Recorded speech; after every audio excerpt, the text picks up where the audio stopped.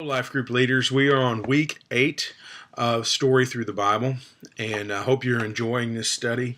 I think it does help us understand the big picture of what God is doing in the story of redemption, the plan He has to bring us to Himself. And this week, week 8, is a very pivotal story because it's about the life of Joseph. And you can see that the story covers many, many chapters.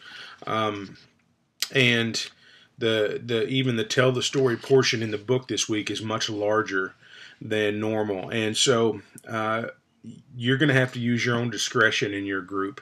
Generally, I like for you to tell the story and then go back and read the scriptures, but even the focal passages cover multiple chapters of scripture this week, and so it may be time prohibitive to go back and read all that text. So do the best you can in that regard. I wanted to go over these questions just a little bit. I think they're great questions. You're really going to delve into some deep things tonight. But looking at the first question is, what did Joseph dream when he was young? How did his family respond to his dream?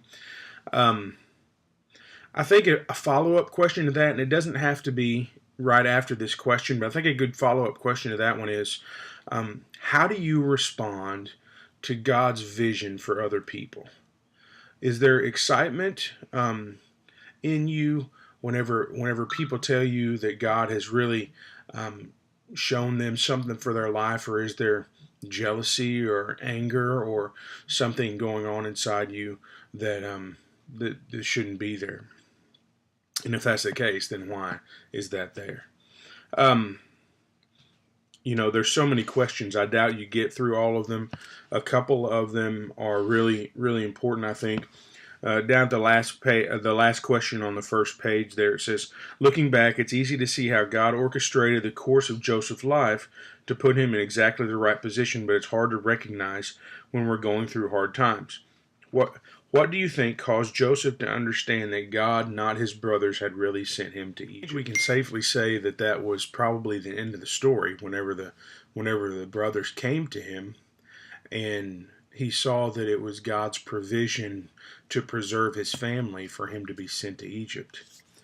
Do you think God accomplishes his purpose in our hardships and trials too?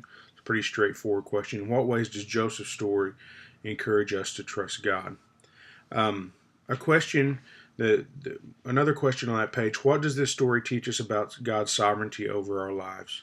Well, it teaches us that he's completely sovereign. Even in Genesis 50:20, it says, what you intended for evil, God intended for good, or meant for good. There is intention in God in our daily lives about what happens. And so all of these things are bringing about an end. God is going to have his way in the end. He's going to bring about what he wants to accomplish in the end. And sometimes people, that gets confusing to them because then they feel like, well, I'm a robot. But that's not true either. We do have the responsibility to make legitimate choices, and those legitimate choices have consequences. And so man's responsibility is there, God's sovereignty is there.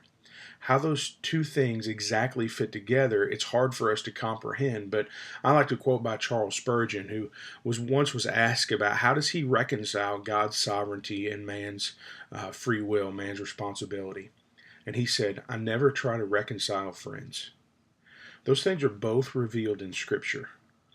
And so we can't deny either one of them. And while they may be difficult for us to comprehend, we have to affirm both of them. And so don't let that get y'all sidetracked too far, because it's just the truth of Scripture. It says that God had intention, and yet those brothers had intention. They both meant one thing, and God meant it for good while they meant it for evil. And so in what ways does this story show us God fulfilling his promises to Abraham, Isaac, and Jacob? Well, he is sustaining them.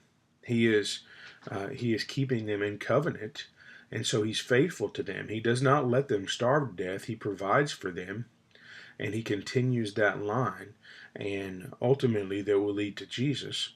And so we see him remaining faithful to his covenant with Abraham, Isaac, and Jacob. So that's all I wanted to go over in regard to the lesson. Just a few logistical things for our groups this week. We will not have life groups next week because we're having another church-wide fellowship next Sunday night. And I don't know if that's going to be a game night or what exactly the format is, but we definitely want all the life groups to participate in that. The last one we had was great. We had a lot of turnout, and people enjoyed it, had a lot of fun together.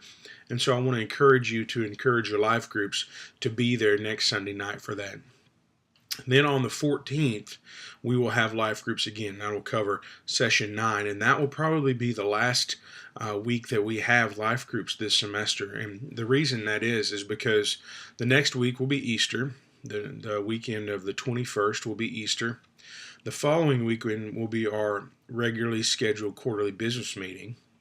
And then we thought in May, with graduations, with school ending and those kind of things, that it might be more difficult to have life groups. So what we'll have, on Mother's Day is in there as well. So we'll have church, evening church, that first Sunday in May.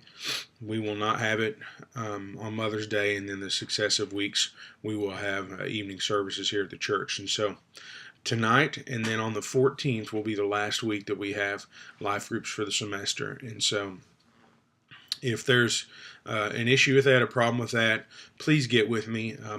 I'm not trying to be a dictator over these groups by any means. And so if you feel like we need to continue on in May, please give me that feedback. But as of right now, the 14th will be the last time we meet for the semester.